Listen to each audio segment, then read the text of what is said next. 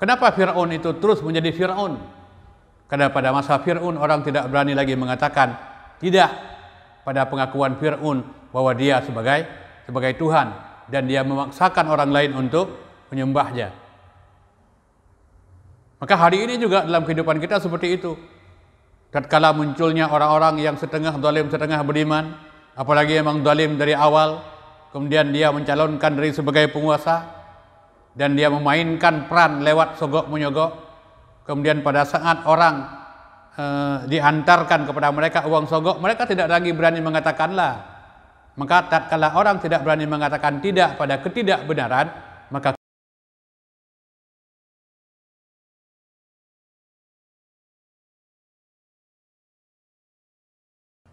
Assalamualaikum warahmatullahi wabarakatuh. Alhamdulillah, wassalatu wassalamu ala rasulillah la nabiyya ba'dah. Kembali kepada Allah subhanahu wa ta'ala, kita ucapkan segala puja dan puji dengan harapan kiranya Allah senantiasa memberikan kepada kita hidayah dan petunjuk. Teriring dengan itu kita mohon kepada Allah subhanahu wa ta'ala, kiranya Allah senantiasa memberikan keselamatan kepada yang mulia Nabi Muhammad SAW sebagai Rasul buat umat ini dan juga sebagai Nabi di akhir zaman. Saudara-saudara yang hadir dalam pertemuan ini, kami ucapkan banyak terima kasih karena sudah bersusah-susah dalam kondisi gerimis, tapi namun saudara-saudara tetap juga hadir di tempat ini pada kesempatan ini. Dan juga selanjutnya ucapan terima kasih kepada saudara-saudara yang menyaksikan video ini. Mudah-mudahan bisa mengambil setetes pelajaran untuk meniti kehidupan yang lebih baik. Pada kesempatan ini saya ingin sampaikan sebuah judul, konsekuensi tauhid dalam kehidupan. Dan tauhid adalah sesuatu yang sangat penting dalam kehidupan kita sebagai seorang muslim. Makanya semua ulama telah bersepakat bahwa Islam itu adalah agama tauhid. Dan kitab-kitab tauhid yang ditulis oleh para ulama itu dengan mukaddimah awaluddin ma'rifatullah. Awal agama adalah mengenal Allah Subhanahu wa taala. Maka di atas landasan akidah yang kuat akan berdiri segala macam syariat yang diperintahkan oleh Allah Subhanahu wa taala. Karena akidah ini adalah laksana sebuah bangunan. Kalau pondasinya kuat, pondasinya kokoh, maka bangunan di atasnya juga akan bertahan lebih lama. Manakala akidahnya tidak bagus, pondasinya tidak kuat, maka bangunan pun akan roboh pada saat digoyang oleh angin atau gempa. Jadi saudara-saudara kaum muslimin, para jamaah yang hadir pada kesempatan ini, makanya penganut agama Islam adalah penganut yang sangat setia. Dia dengan keyakinan bahwa tidak ada Tuhan yang berhak disembah kecuali Allah Subhanahu wa taala. Maka persoalan yang menyangkut dengan tauhid, yang menyangkut dengan akidah dalam pemahaman dan pengamalan Islam itu cukup sensitif. Misalnya orang sensitif dengan tahyul, dengan kurafat, dengan syirik.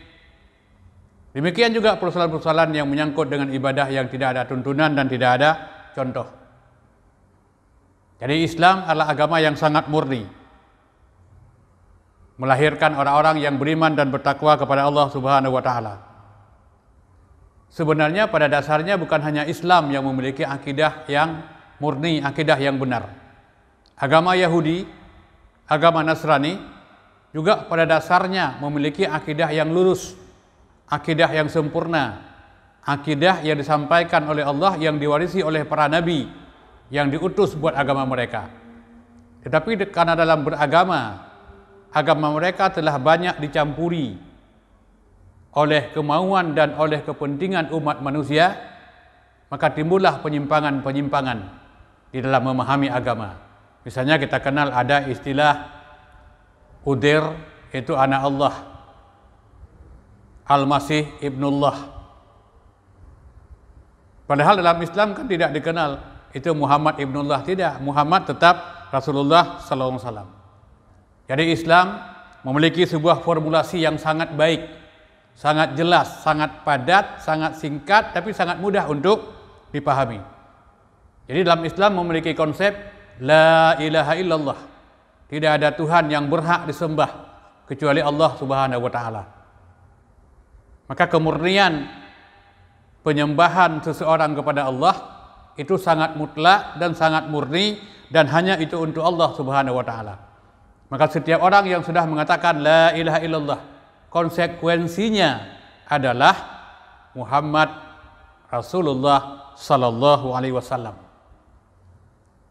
Makanya kalau kita lihat, dan tidak kita temukan dalam agama lain yang begitu terperinci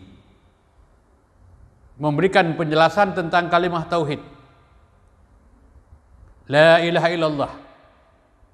Dari lam yang pertama, la ilah illa Allah, itu semuanya punya makna.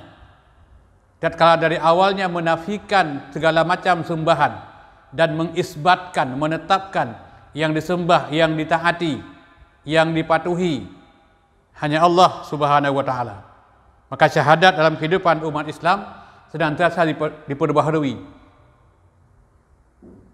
Pada saat adzan berkumandang, syahadat diperbaharui.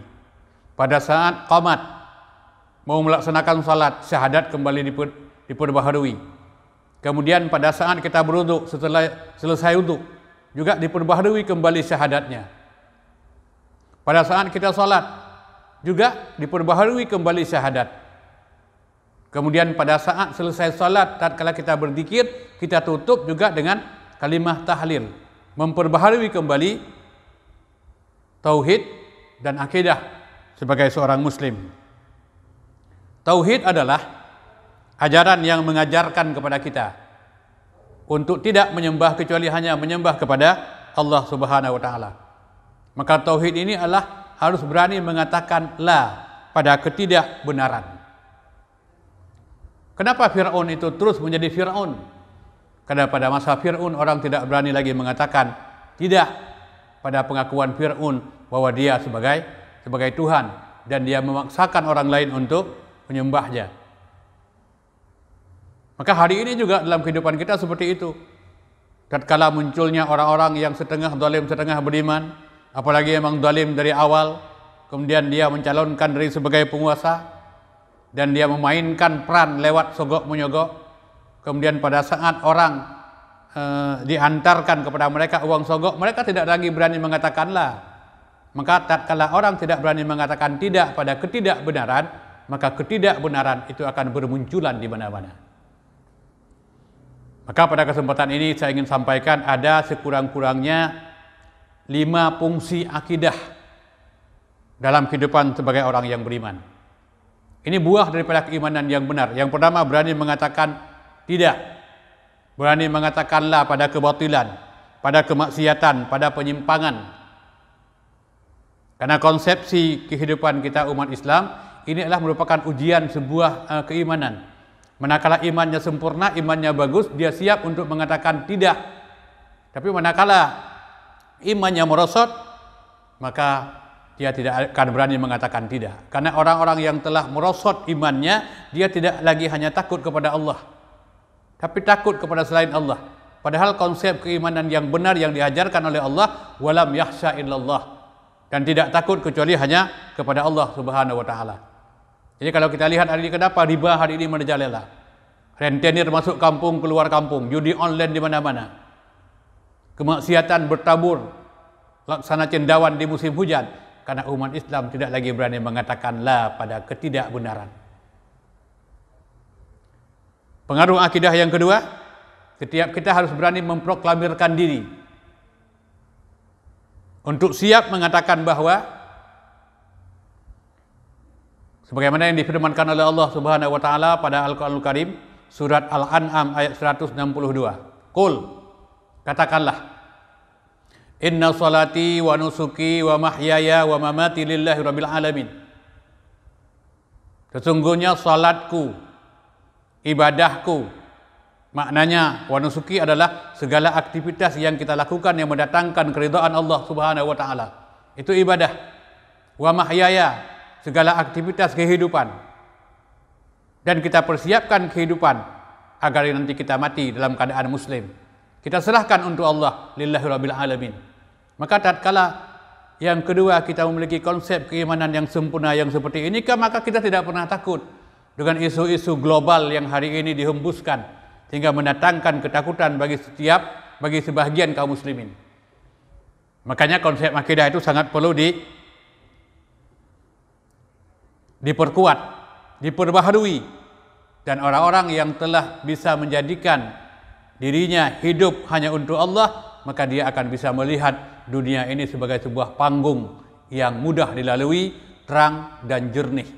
Tapi bagi mereka yang tidak memiliki dasar akidah yang kuat, maka dunia ini adalah laksana panggung sandiwara yang ditukar adegan demi adegan, permainan demi permainan yang manusia membuat larut dan lalai di dalamnya. Sehingga mereka terseret dengan arus kemaksiatan sesuai dengan pengaruh globalisasi dunia hari ini. Kemudian pengaruh yang ketiga.